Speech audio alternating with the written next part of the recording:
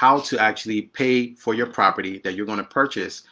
You're not only buying the property, but also your mortgage with a credit card, 0% credit card.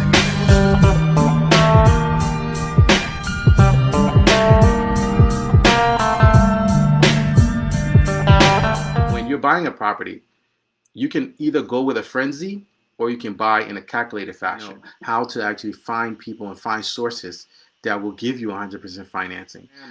But then you want to get to a point where majority of your bills, if not all of them, are paid for by using credit and other people's money, because variances can make the difference between, let's say you're doing the same property.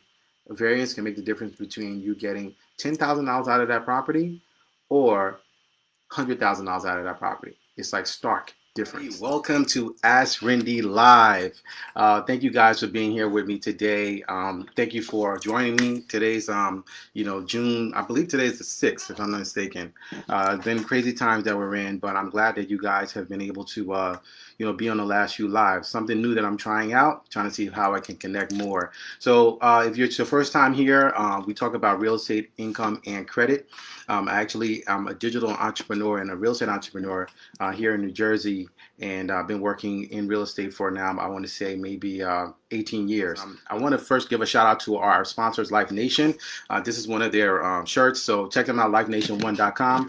I wanted to talk about whether or not it's a good idea to buy right now.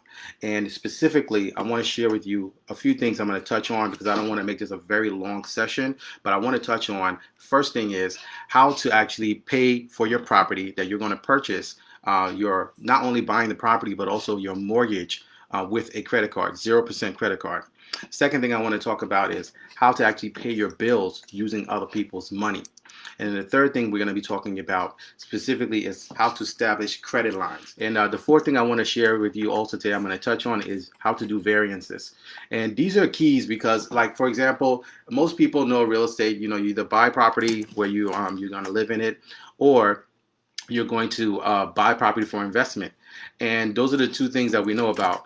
But there are laws and there are keys that you can actually manipulate the real estate to be able to add zeros to your bank account. And that's what variances are. Variances change the entire game when it comes to real estate. What your yields could be from not only from a project perspective, but also for your net worth long term. So it's very important to understand that. And now, again, I'm just going to touch on it because it's too much to go into in a very short session that we're doing here. So the first thing is that there's been a lot of speculation as to whether or not the real estate market is going to tank, whether or not the real estate market is going to be stable. And I feel like we're in the twilight zone right now. I don't know how you guys feel about it, but I think that in some cases, if you don't know your footing and you don't know where you are, who you are, and you don't have clear guidance, you can really be taken away. Because you look at the stock market yesterday, the jobs market came out, the jobs report came out, and it was 13%, I think. Then it was 13% less than what they expected or whatever. And it's just kind of crazy because we all know that something's not right. Everyone can sense that something just doesn't add up. The real estate market has held off, going down, because truthfully, we're not really out of the pocket that we're in. I said it before. I did a video on my YouTube channel where I shared that we're in this bubble with real estate right now. And it's hard to kind of tell where things are as far as what's going to happen when things kind of restart. So the reason why I think I wanted to share on buying a house right now is because I feel like right now buying a house is almost like a matter of survival. Buying a house or being in a property that you own is very crucial, and simply because the rental market is not stable. The rental market is not secure, and that's kind of like the main crux of the whole thing right now, because if you're in real estate, you either own your property or you have investment property. And if you own investment property, if you're holding, you're not flipping, you're holding, then you're in a situation where you're depending on tenants to pay you so that you can pay your mortgage, or you're depending on tenants to pay you if your property is paid off so that you can actually, I guess, leverage, maybe you're using that money to be able to invest in something else or whatever. But the fact is that you're entitled to that money because of your property. The issue that you have now is that because of all the things that have happened, the coronavirus, the unemployment being well over 40 million and counting, businesses being shut down, and some businesses going out, they can't sustain themselves. And then worst of all, the racial unrest that we have, not only here now in the US, but all around the world. It's hard to place where a ground of stability is going to come in when things open back up. And so with that being said, we don't know if the rental market is going to remain strong as it was before everything started with the coronavirus earlier this year, or if rents are going to we're going to start seeing changes. Because if you're going to buy real estate, there's only three categories that you fall within. You're going to be either buying to live in it, you're either going to be buying to flip, where you renovate property, fix it up and then sell it, or you're going to be buying and holding. Now, I'm going to share my personal preference, and what we're currently doing right now is we're looking to buy and hold. And everyone has their different, take on what they feel is good at the time. If you know what you're doing, by all means, feel free to go ahead and, flip property. But I would share that from my personal experience, the best thing is to do right now for us, our strategy is to buy and hold. And there are many reasons for that. And reason being, number one, is that with flipping, there's a saying that says flipping is like getting a check several times, and buying and holding real estate is like having a check for a lifetime. Which one do you want? Do you want to have a check for a lifetime, or do you want to have checks that you have to constantly go and fish for? And if you're going to buy properties and try to flip it, there are different risks that are involved right now, because like I said, things can always be glossed over by the market, and things, as we've seen, that the economy is like being propped up right now. And someone would look at it and say, well, no, nothing's wrong with the economy. The economy is going to bounce back. It's going to go full force. But a broken chair is a broken chair. Even if the chair looks stable, is being propped up by something, by books or whatever, it's still a broken chair. It still needs to be repaired. That's the current state of the U.S. economy right now. And, from the stock market to the everything that you're seeing, you have to consider and think to yourself, like, well, really, what's real? Like, what do I think is actually going on here? And how do I find that information out? And so when it comes to buying the real estate, or buying currently right now, the main thing that you need to be looking at is, are you going to be buying it to be able to stay in it? Or are you going to be buying the property to be able to do one of the other two things that I shared, either flip the property, or you're going to be buying and holding? Now, of course, everyone knows that interest rates are very good right now. I shared last week 30-year fixed for 30-year fixed conventional mortgages are 3.5, and FHA 30-year is 3.3. So that's very good that you can get in and have the money cheap in order to be able to carry the property. So this is one of the reasons why the real estate market is holding strong, because buyers are flocking. Buyers are the majority of the activity that you see going on in the real estate market. They are taking advantage of the financing. They're taking advantage of the cheap credit, and the fact that they can lock in these 30-year mortgages with low interest rates and then get into these properties. So because we have a low supply, is created a situation where we have multiple bidding going on properties, and people are looking to try to see how they can either capitalize on this pocket of window that we have. Or some people are saying, what, because of the health risks, I don't want people in my property, I'm just going to stay off. So what's happened basically is that, buyers have now propped up the market and caused it to really kind of move. And I say that to say that, when you're buying a property, you can either go with a frenzy, or you can buy in a calculated fashion. And I'm more lean on the fact of buying in a calculated fashion, because this is the time, and this is the season, this is the type of climate that makes millionaires. This is when millionaires are made. You could be in the beginning stages of becoming a millionaire by doing things properly, by buying properties the correct way right now. It's very easy to try to go in and get into a property. Anyone can buy a property. But can anyone, if I came to you 10 years later, would you still have that property? Will you still own it? Were you able to hold on to it? So that's the key.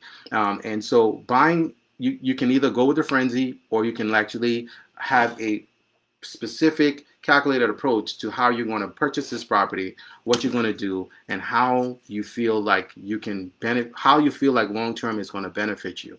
And so when buying, you want to make sure that, like I shared before, you want to try to see if you can position yourself to buy between 30 to 40% below market value. Now, in this climate where you have sellers demanding more for what the property is worth, bidding wars, it's either two things. You're going to want to wait out the market and wait to see when prices do start to go down, if there's going to be a spike in inventory, or you can work with people who actually have access to properties that you can buy between 30 to 40% below market value. And that's why we share Properties Matchmaker with you guys, because we do have access, myself and my partner Deidre, who's actually on the live, we have access to properties that are off market that we can share with you.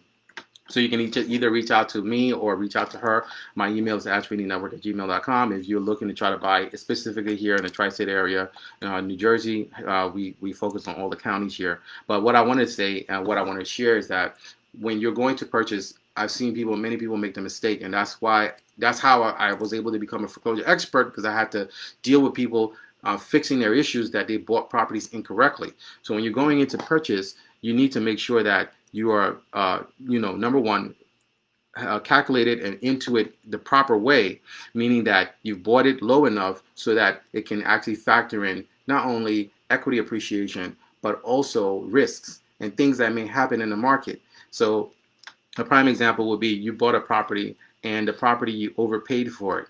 And so you have, rents coming in, but then the market now goes really, really bad. And then your client or your tenants stop paying you. Now, if you had a property that you had equity in it, you would probably be more inclined to keep the property, as opposed to trying to see if you can sell it off, because if the property is upside down, then all you're having is you're paying interest on the property, but then you don't have any equity there. You'll be less inclined to actually, keep that, as opposed to maybe letting it go.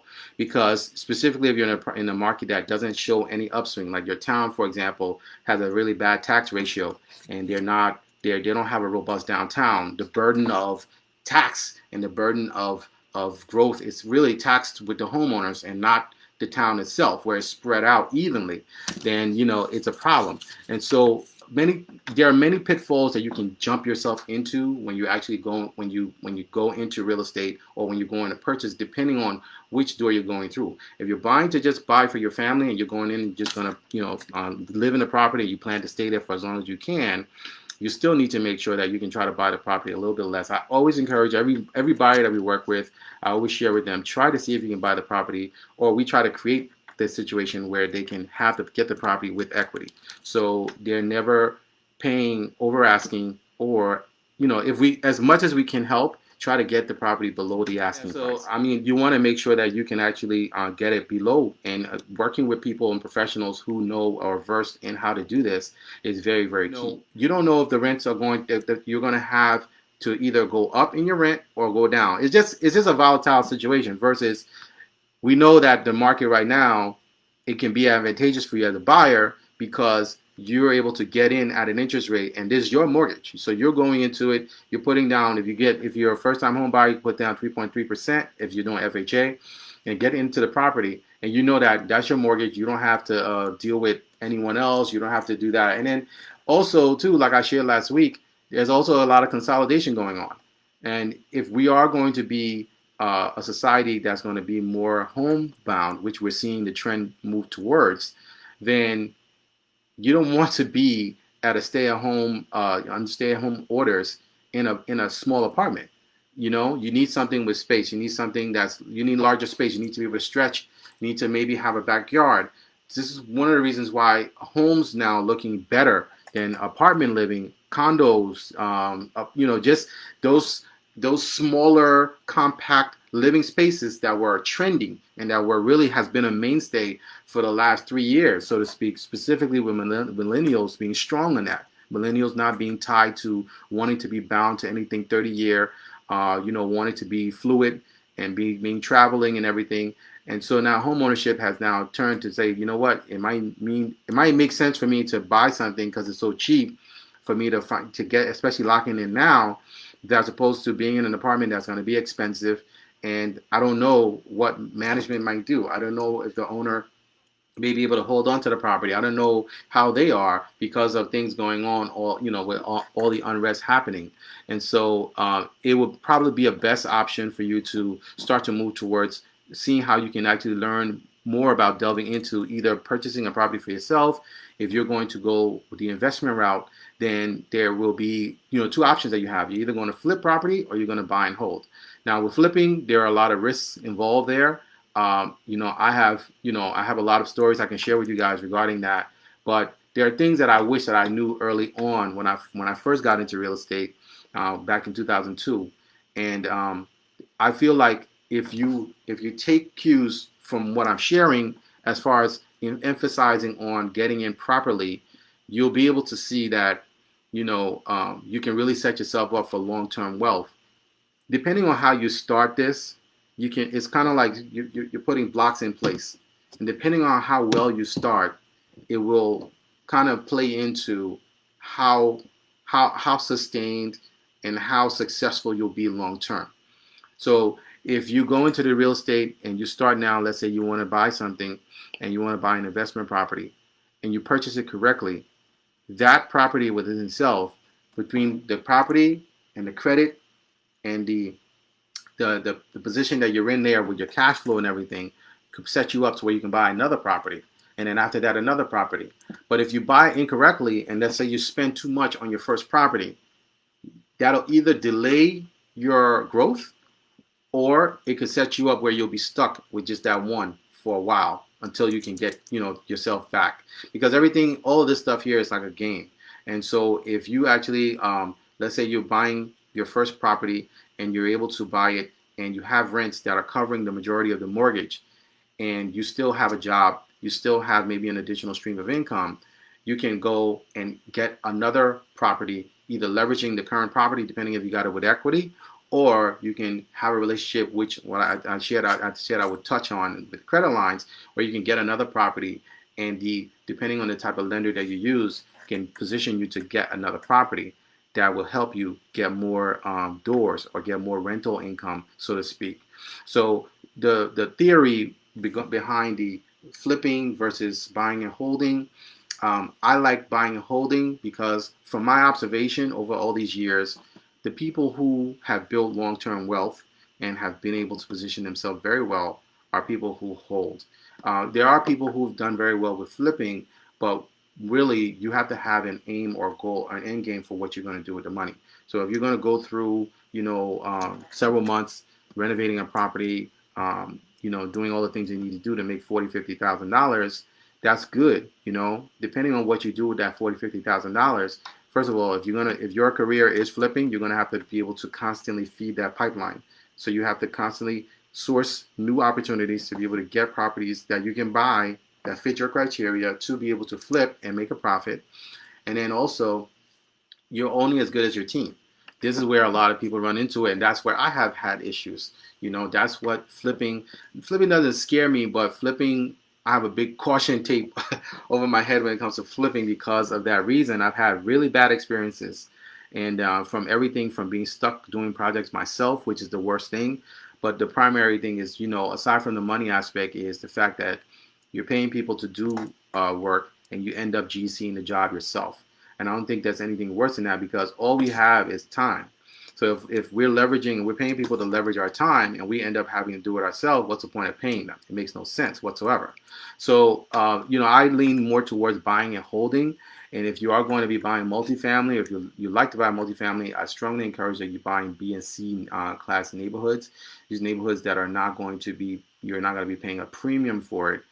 I would say probably try to look in B class, because what will happen is that you're buying in a position where you can actually have not only the equity appreciation, depending on how you buy, again, you have equity appreciation, but then the activity in the market is easier for you to sell it. You're in a better position for better rents, depending on the neighborhood you're buying. And so all this has, when you have a strategy in place for what you're going to do in real estate, you can really set yourself up. So I will share with you guys my suggested formula for what to do right now, right in this moment, with what we're dealing with. If you're going to purchase property, if you're going to buy property, I would suggest that you buy 2-family properties, and also that you pair that with also wholesaling real estate. So if you're like, we're licensed, myself and Deidre, we're licensed here in New Jersey. If you're going to be licensed, then that's one thing. That's another way to make money off real estate. You can go the license route. If you're not going to be licensed, then you can wholesale real estate, and that is really just flipping the contracts, where you are then, instead of you selling real property like we do, you will then actually find people who want to sell, and you would find end buyers who want to buy, and then you would insert yourself in the middle, and you would flip the contract itself. So there won't be any need for you to actually be licensed, because you're just flipping a contract and you're setting yourself and getting a wholesale fee, as opposed to you getting licensed and going through the process of listing properties on the market, selling them, et cetera, et cetera. So there's money to be made on both ends. But the reason why I said wholesaling is because there's a lot of young people that I talk to, and they're trying to figure out how to make it in real estate or how to start. You can go the license route and build up a reputation, build up time, build up client base. You have to work and hustle to be able to prospect, to get business. Or you can also go the wholesaling route, which will involve work and time, but that paired along with purchasing property, looking to try to buy your first property, especially like in multifamily, for example, two-family, then that would be great. And the reason why I harp on two-family so much is because it's very easy to get in there where you don't have too many issues to deal with after the fact, as far as state regulations and inspections and all these other things that come with it. And so I can't stress enough how important it is to take your time and buy correctly, whether you are trying to get your first property yourself, or whether you're trying to get into it. It's important to have a strategic plan, because the most important piece out of all of this is where you are from a credit aspect, and positioning yourself and understanding how to leverage credit. And that was something that I wish I did properly understand, and I did in hindsight, know more about when I first started buying property. I wish I knew more about the proper ways to leverage credit, and I wish I knew of my, even a portion of what I know now, because I'm able to look at projects and things and know that I can take this project down, I can work towards this project, but I don't have to use my own money. And that's a mentality thing. That's something that we have to kind of like get exposed to and start to understand that, there's too much burden that we put on ourselves, And again, my favorite scripture, Hosea 4:6. That's why, because if we understand or we get knowledge of things and we are aware of things, it makes things much easier. We can employ wisdom. We can employ knowledge to execute and do things for us, as opposed to seeing that, well, I'm stuck. I'm in this apartment. I'm in this condo. I'm in this house. This is where I'm going to be for the rest of my life. No, not necessarily so. You can actually position yourself by understanding how to leverage credit properly, to be able to not only purchase property, but then turn around and use that credit to be able to pay for your mortgage, pay for your house, pay the house off early. Also use credit cards to be able to pay off projects that you have. For example, I have a project that I'm doing on a property now, and the roof, the entire roof, I use a credit card for it.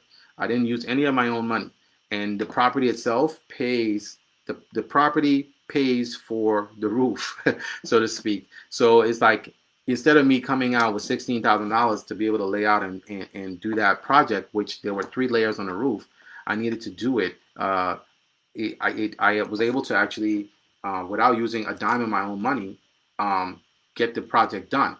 And that was all through a card. If you have a plan, then you should have your credit lines as robust as you can, because it gives you opportunity. Some people are using the credit lines to be able to buy stock.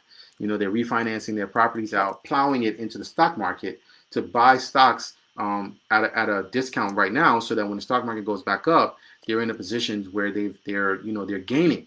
And so there are different ways to leverage credit, but primarily I would say that having the understanding of it going in, specifically with real estate, these are things that we wish that we did back then that would push us ahead much further. And I've seen everyone that I've seen that has been very successful in real estate, or very successful where they have a good wealth base right now. They have had a good understanding on credit, or they've had someone share with them the value of credit. So I can't stress enough having that understanding to know, just in general, that the thought of being a good steward, or the thought of needing credit, using good credit, is very important. Because when you're going in, you're not looking at it to say like, okay, well, you know what, I'm just buying a house. Well, if you lose your job, yeah, you're working right now. What happens? What happens if you lose your job? What happens if you can't pay your mortgage? What happens if something happens with a health crisis and you can't do it? What's your exit strategy? And so from a credit perspective, it's always good to look at it that you want to be in a position ultimately where you can use credit to pay for everything. You're not using your own money. You're not exchanging the money that you have. You want to keep that for yourself and then set up maybe, a war chest. You can set up a trust. You can set up something for your family, but then you want to get to a point where majority of your bills, if not all of them, are paid for by by using credit and other people's money. Credit lines are the next step to where you can have unlimited growth of real estate.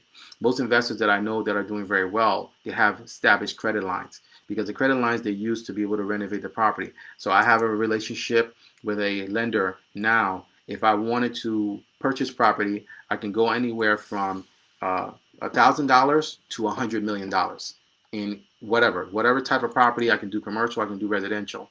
That's a relationship that I have.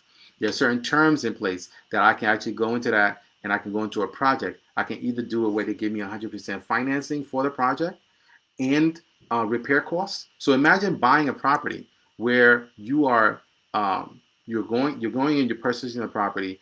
You either using an agent like myself or you're negotiating with the seller directly, and the person wants $100,000, but the property needs $20,000 worth of work. Depending on the value, the after repair value or ARV, my lender will give me 100% plus he'll give me the repair costs. And of course, he's going to make money when everything is done. But my point basically is that just think about that. If you don't have to purchase property using your own money, coming up with a down payment, begging the bank for money, all that, that's a whole different ballgame. That'll set you apart because you're able to what they call rinse and repeat. Rinse and repeat. You can go into a property. You already have your arrangement with your lender. You know that they're going to give you the backing depending on the criteria that's established. If their criteria for you is you have to put up 10%, they'll put up the other 90%, then you know how to structure the deal with your seller. If their criteria is they'll give you 100% financing, if they'll give you 85%, whatever it is, you're able to manipulate the numbers so that you can have as least risk as possible. Because if your lender is going to give you, let's say, 85%, for example, and you are negotiating with the seller, and you're able to negotiate with the seller the numbers that will have you get your 15% back quickly, let's say in equity once you purchase the property, then knowing that early on positions you in a power position, because if you're able to get that person down and you know that you have to pay your lender back their money. Let's say, for example, you lay out the 15% and you know you're able to either refinance it quickly and get it back out, then that puts you in a place, at least knowing and having that in mind going in, it puts you in a better position so that you're not just sitting there and thinking that you can't move forward. You can't do anything because you have to kind of, you bought something now. How do I qualify for more? How do I leave? How do I start? How do I take things to the next level if you have started? Understanding credit and leverage is very key. So when it comes to establishing credit lines, you need relationships. And I think I'm going to share and talk about more on this in Foreclosure Hacks Academy, how to establish credit lines, because credit lines are the key to your growth, and credit lines are the key to your millionaire journey. Is their key to you becoming very successful, financially independent, specifically with real estate. Because with real estate, the game is not you. You can do it. There are people who do it where they're constantly doing mortgages under their name and buying property that way. But the faster way to grow and take advantage of opportunity, which a lot of the stuff is speed related, you want to make sure that you have credit lines established, because those credit lines will position you to where you are able to then take advantage of opportunities as they come up, and you're able to close faster than what other people could. So if you have a seller that's relocating that needs to do something very quickly, and you go to them and say, look, I can purchase this property. As long as we can pull title, I can close within 10 days. I can close within 15 days. Because your credit line is there and that relationship is there. That makes a huge difference. So I have real investor clients that if they come to us and they say, you have a property, I'd like to put a cash offer on it, and I can close within 15 days. Well, depending on what the offer amount is, which 9 times out of 10 is going to be lower. They're never going to pay premium because their thing is speed. So it puts you at an advantage because you're able to not only get the property for less, but then you're also able to maybe give the seller, which is a need, depending on their desperation and situation, you're able to give them, a solution quicker than someone who will actually come put an offer on the property, tie them up for 2 months, 3 months, and either not close or just go through a whole process. So that kind of like it puts you on an advantage. So I think I'm going to talk more about credit lines, and I'll do maybe a webinar on it within Foreclosure Hacks Academy, where we can talk about how to establish credit lines, what to look for, and how to actually not only set up yourself in multiple credit lines, but then also, how to actually find people and find sources that will give you 100% financing. That'll be very key, because if you're able to get the financing for the purchase of property and then turn around and get the financing to also fix up, do any repairs that needs to be done, you're using other people's money. You're not using any of your own money, which is the goal. That's the goal here. That's the goal of purchasing real estate specifically right now. If you can get to that point, that's where you want to be. And you need to have to know how to do that and be in position for that. The other thing is also how to position yourself to get 0% credit cards that you can then use for your real estate. So these are cards that you can leverage and use to either pay your mortgage, or you can leverage them and use them to be able to do repairs. Like I shared earlier regarding the roof that I've done on a property that I own, and that cost me, the tag was $16,000, but I'm not using my own money for it. That's a prime example. So you can use those for projects that you may have, because there are certain things within properties that cause appreciation than others, specifically your kitchens and your bathrooms. And you can actually, start to have some imagination, start to develop that, because that's going to be very key, especially with real estate. When you're looking at it, if you're one of those people that you want to see and you want a gem when you walk in, then you're in a bad position, because most deals and most finds with real estate are diamonds in the rough. That's why investors are successful. That's why guys who are waiting for the market to go down right now so that they can buy multifamily, they know that they'll buy a dump, and then some of them will even buy in D-class neighborhoods, C-class neighborhoods, because of that cash flow. But they don't have a vision of, they need to be like, the house needs to be completely done, everything done. No, they want something that they can get in there, and they want to be able to buy low so that they can create their equity. That's how they create their money. They create their money by buying it as cheap as possible. And you're not going to, anyone who's fixed up the property and brand new everything, they're not going to sell it to you for a discount. They're going to want premium for it. And so just having a developed eye for what you're looking for, whether you're purchasing for yourself or whether you're going to be doing flipping, or you're going to be doing buying and holding. Like I shared, buying and holding I think is the way to go. I strongly and highly recommend that you buy and hold, as opposed to trying to see how you can flip right now with this market. We don't know what's going to happen. But I think that if you have the mentality and the balance of saying to yourself, well, okay, I think I have an ideal understanding of the fact that I do need to purchase real estate correctly, and I do need to make sure that I'm going in properly, so that in the future, whether it's 5 months from now, 6 months from now, if I want to try to see if I can buy another property, or if I want to see how I can either refinance, or if I want to see how I can do more with this property, I'm in a better position. But it all starts with how you buy it. At the same time, you want to have a very good understanding and respect for credit, because with credit, that's where the true growth is. That's where the true expansion is, because you're never going to be able to do all the things that you want to do if we're just depending or counting on the money that you have. You have to look at it, well, how can I position myself to use other people's money to be able to get to where I need to be? Now, the final thing I want to touch on, which I'm just going to touch on it because we're almost out of time, and that is how to do variances. And now many people don't talk about this. The people who are truly sophisticated investors, people who have know how to do projects and add multiple zeros to their net worth, they are specialists, and they are very, very versed in variances. And this is something I myself never came across until a few years ago. I've been in real estate for 18 years, and I probably came across variances maybe about, I want to say 9 years ago, but I wish I would have known about it earlier on. because variances can make the difference between, let's say you're doing the same property. A variance can make the difference between you getting $10,000 out of that property or $100,000 out of that property. It's like stark difference. And there's a process that goes into it. There's more. I am going to do a class on this in Foreclosure Hacks Academy, specifically regarding variances, and sharing how to not only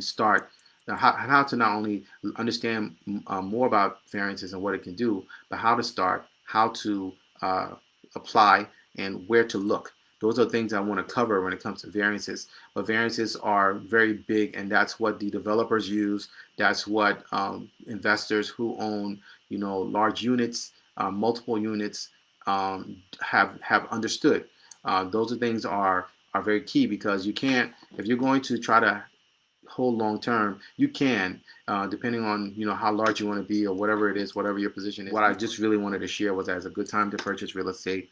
And for the reasons that I gave, the fact that the rental market is not something you can count on, and also making sure though that when you do it, you're going in properly, where you have a good understanding of credit and also leverage. And if you're interested in creating relationships where you can establish more credit lines, or establish a credit line if you don't have one, and you also want to know more about variances, you can definitely go to ForeclosureHacksTV.com. Get into the academy, and I'm going to be sharing information in there regarding that. So until next week, look forward to actually sharing more with you guys. If there's anything, reach out to me, and I hope you have a great and safe week. God bless you guys. Okay, thank you.